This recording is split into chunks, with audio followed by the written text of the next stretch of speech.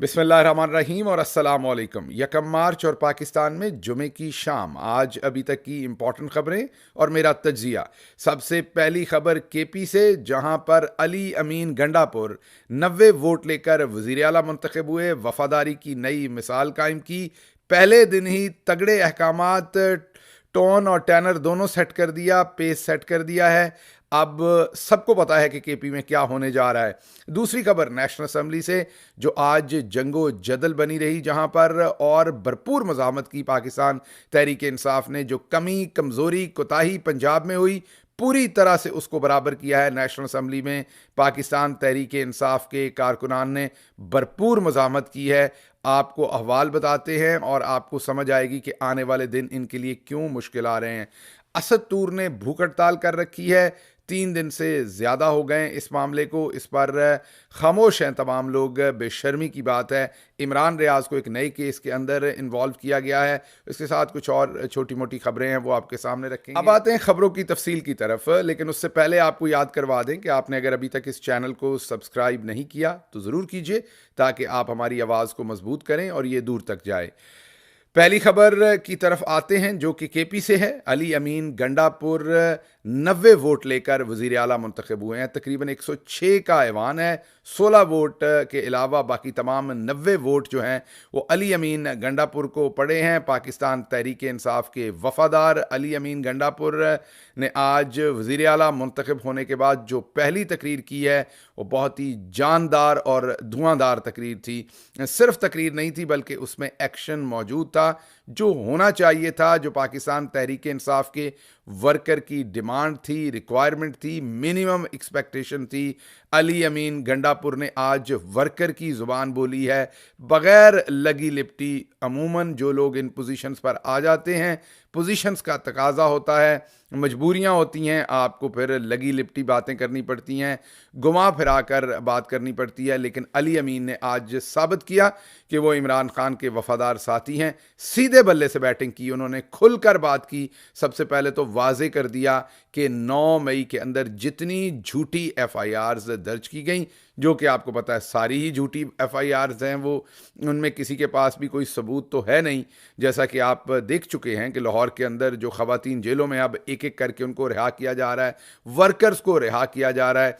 और अगर इनके पास कोई सबूत होता तो 8-9 महीने के बाद कोई चालान पेश होता, कोई उसके ऊपर मुकदमा चलता, कोई उसके ऊपर सज़ा सुनाई जाती।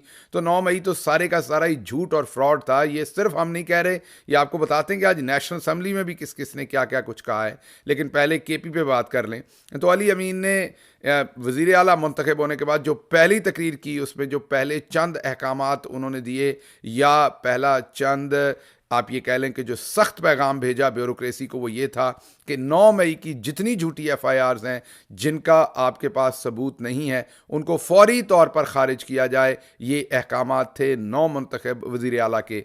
और उन्होंने कहा कि अगर ये एफआईआर कैंसिल ना हुई तो फिर जिसने झूठी एफआईआर दी हैं वो तैयार हो जाए, कानून के मुताबिक उसके खिलाफ कार्रवाई होगी।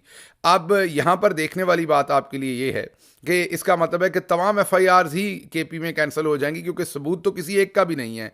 सबूत तो वहाँ मौजूद ही नहीं है। पूरे का पूरा 9 मई जो था, ऑर्केस्ट्रेटेड था, झूठ का पलंदा था, एक फसाद था, एक ऐसा काम था जो पाकिस्तान के अपने खिलाफ साजिश थी, गद्दारी थी जिसने भी ये किया। पाकिस्तान की अवाम, पाकिस्तान के आइन, पाकिस्तान की सालमियत के साथ 9 मई को गद्दारी की गई थी और ये तमाम मुकदमात झूठे दर्ज किए गए थे।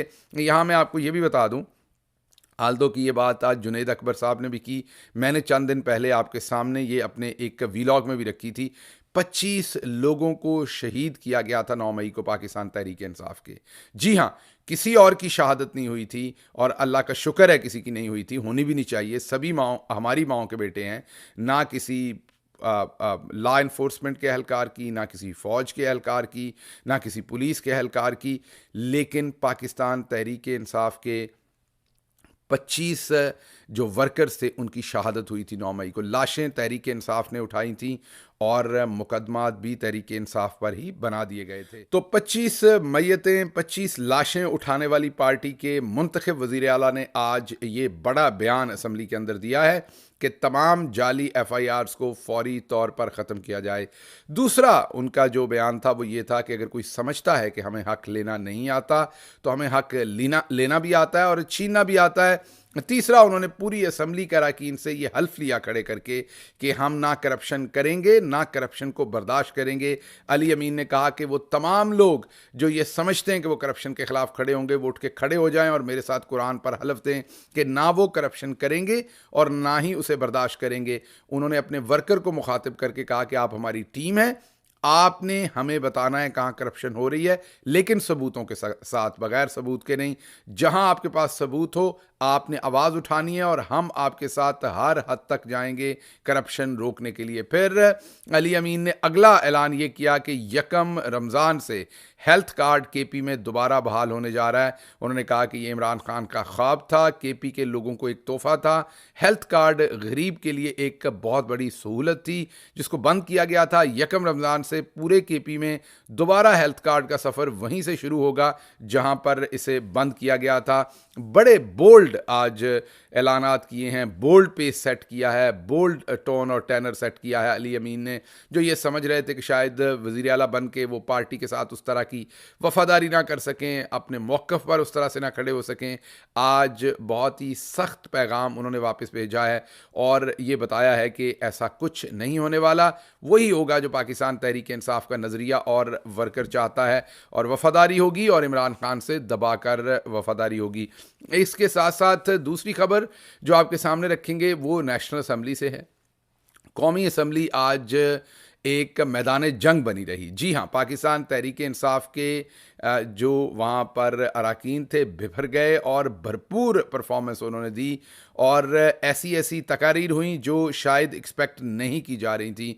जुनेद अकबर ने आज का मेला लूटा है और उन्होंने एक भरपूर तकरीर की कौमी असम्बली के अंदर और उन्होंने कहा कि जिन्होंने इमरान खान के नाम पर सुर्ख लकीर लगाई थी वो ज़रा इस ऐवान को देखें, हमने ये सुर्ख लकीर मिटा दी है। आप कौन होते हैं सुर्ख लकीर लगाने वाले? हम ये सुर्ख लकीर भी मिटा देंगे और लगाने वालों के हाथ तोड़ देंगे। ये कहा है आज जुनेद अकबर ने नेशनल असम्बली में खड़े होकर। फिर जुनेद अकबर ने कहा कि 16 लाशें सिर्फ उन्होंने उठाई हैं। जी हाँ, जुनेद अकबर ने यह कहा कि 16 लाशें, मैंने आपको कहा था 25 लोग टोटल शहीद हुए थे, 16 वो अपने इलाके की बात कर रहे थे कि 16 लाशें उन्होंने उठाई और उनकी FIR नहीं हुई, उल्टा उनके लोगों पर FIR दी गई। चित्राल में सर्दी में उनको चादर तक ना दी गई। जुर्म सिर्फ ये था कि वो इमरान खान के साथ खड़े थे। जुनेद अकबर ने यह भी कहा कि 10 मई को ही हमें बता दिया गया था कि बल्ले का निशान आपसे छीन लिया जाएगा। तो उन्होंने कहा कि ये काजी साहब ने तो आखिर पर छीना इलेक्शन से थोड़ा देर पहले, लेकिन ये सबको कैसे पता था कि बल्ले का निशान पहले ही छीना जाएगा? ये मिली भगत थी, ये पहले से तैयारी की हुई थी और ये तमाम चीज़ें पहले से डिसाइडेड थी। फिर जुनेद अकबर साहब ने वाज़े तौर पर यह कह दिया कि 9 मई पूरा ड्रामा था और उन्होंने कहा मैं हल्फन कहता हूँ असम्बली के फ्लोर पर, यह सब झूठ था और निशाना इमरान खान था। इमरान खान और पाकिस्तान तहरीक इंसाफ को निशाना बनाया गया। हमने लाशें उठाई, हम पर ही पर्चे किए गए, हम ही को 9 मई का मुल्ज़म बना दिया गया, हालांकि हम विक्टिम थे। भरपूर तकरीर थी और अभी आप हैंडल ही कर रहे थे जुनेद अकबर की तकरीर को, तो उसके साथ ही महमूद खान अचकज़ई ने एक भरपूर तकरीर कर छोड़ी और जो कुछ पल्ले रह गया था वो भी ना छोड़ा। उन्होंने सीधा कहा, मैं दोबारा रिपीट कर रहा हूँ कि जर्नैलों ने अरबों रुपए लेकर ये इलेक्शन चोरी किया और धांधली करवाई। जी हाँ, आर्मी जर्नैलों की तरफ वाजे उन्होंने बगैर लगी लिपटी के कहा कि जर्नैलों ने अरबों रुपए लेकर ये इलेक्शन चोरी किया, ओहदे भी बांट लिए थे, ये भी फैसला कर लिया था किसको वज़ीर आला बनाना है, वज़ीर आज़म बनाना है, क्या कुछ बनाना है, और फिर आवाम बिफर गई और उन्होंने सलाम पेश किया पंजाब की आवाम को, केपी, सिंध, बलूचिस्तान, हर जगह की आवाम को कि वो खूब निकले और जमकर वोट डाला और तमाम प्लान जो है वो तहस नहस कर दिया। उन्होंने कहा कि ये किसी के बाप का मुल्क नहीं है कि इस तरीके से लूटा जाए। फ़ौज को सियासी मदाखलत बंद करनी पड़ेगी। अगर फ़ौज ने अब सियासी मदाखलत बंद ना की तो फिर हम आवाम के साथ मिलकर इन्हें बैरक्स में वापस धकेल देंगे। ये महमूद खान अचकज़ई ने कहा कि ये जो खेल खेला जा रहा है इसको अब रोकना पड़ेगा। एजेंसियों को और फ़ौज को जो है वो सियासी मामलात में जो उनकी इंटरफेरेंस है वो रोकनी होगी। ये महमूद खान अचकज़ई ने आज कहा। उसके साथ साथ महमूद खान अचकज़ई ने यह भी कहा कि जब वोट इमरान खान को दे दिया गया है, अवाम की तरफ से मैंडेट दे दिया गया है, तो आप कौन होते हैं कि ना माने, हुकूमत उसको बनाने दें, मैंडेट उसका है। ये भी महमूद खान अचकज़ई ने वाज़ेह तौर पर। तो महमूद खान अचकज़ई ने आज सीधे बल्ले से, उन्होंने भी अली अमीन गंडापुर की तरह और जुनैद अकबर की तरह सीधे बल्ले से बैटिंग की है, बगैर लगी लिपटी के। वाज़ेह तौर पर उन्होंने ये रख दिया है कि किस तरीके से धांधली के अंदर उन्होंने कहा कर्नल, ब्रिगेडियर, जनरल सब इन्वॉल्व थे और ये मैंडेट लूटा गया है और वोट खान को मिला। इसको बदलना गद्दारी है। जो भी ये कर रहा है वो मुल्क से गद्दारी कर रहा है। चोर चोर के नारे लगे। राणा तनवीर नून लीग के कुछ ज़्यादा गुस्सा कर गए, बाकी सारे तो ठंडे हैं, उनको पता है हम चोर हैं, वो इतना रिटेलिएट नहीं कर रहे।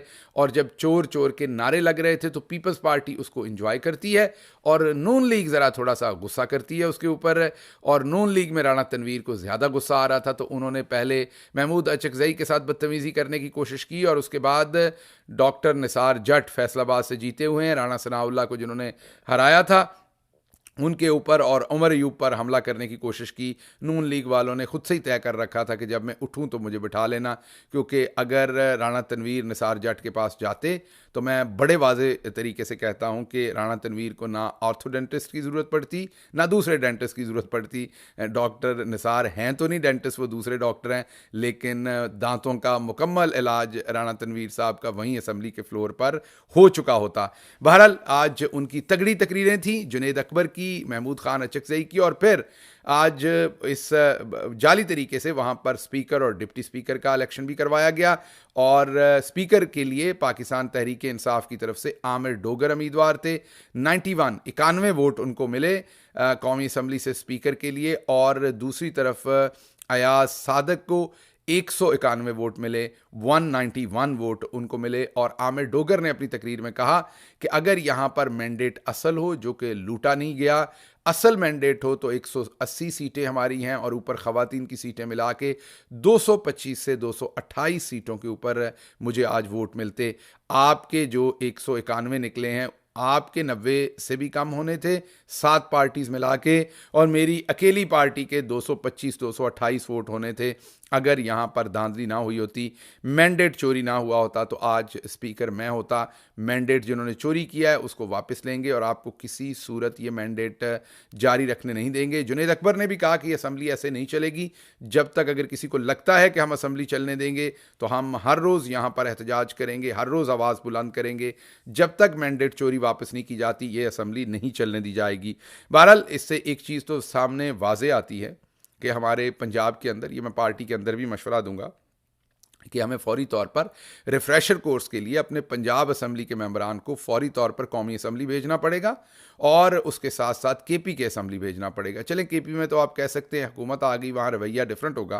फेडरल गवर्नमेंट में तो हमारी हुकूमत नहीं है ना इस टाइम। वहाँ पर अगर भरपूर एहतजाज और भरपूर सियासी जो है वो ताकत का मुजाहरा किया जा रहा है तो फिर पंजाब असम्बली में भी यही किया जाना चाहिए। तो मैं अपने जो पंजाब असम्बली के कुलीग्स हैं, तमाम दोस्त अहबाब हैं, उनसे गुजारिश करूँगा कि रीथिंक करें अपनी स्ट्रैटेजी को, जो लास्ट टाइम बहुत ही बॉन्डी स्ट्रैटेजी थी।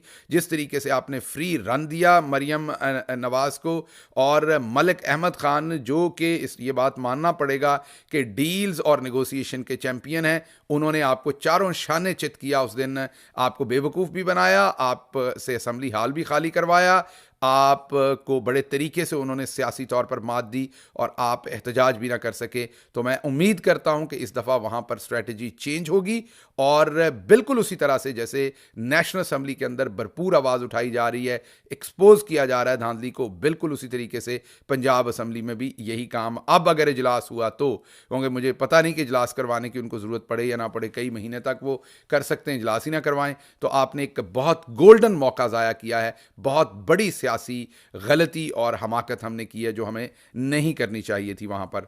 अच्छा जी, अगली खबर आपके सामने रखनी है कि असद तूर कोई उनके लिए खास बात नहीं कर रहा सवाए चंद सहाफ़ियों के। बहुत ही बदकिस्मती की बात है, बिल्कुल खुलकर टकराए हैं असद तूर, और आपको उनके सियासी नज़रियात से मुखालफत हो या जो कुछ भी हो, लेकिन असद तूर ने इस्टेब्लिशमेंट और काजी फायज ईसा का तमाम धांधली का झूठ बेनकाब किया है, खुलकर सीधा टकराए हैं वो इस सारे मामले के अंदर।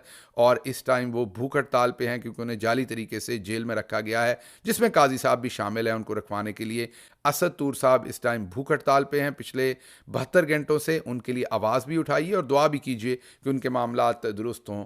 इसके साथ इमरान रियाज को एक नए केस में, एक में मेरा ख्याल ज़मानत हो रही थी तो नए केस में इन्वॉल्व कर दिया गया है, लेकिन मुझे उम्मीद है कि अगले हफ्ते डेढ़ हफ्ते के अंदर उनको भी ज़मानत मिलेगी और असद तूर को भी, क्योंकि मकसद इस टाइम इनका सिर्फ बयानियाँ शिफ्ट करना है, इसके अलावा इनका और कोई मकसद नहीं है। इसके साथ ही मुझे इजाज़त दीजिए। अल्लाह आपका हामी और नासिर हो। पाकिस्तान जिंदाबाद।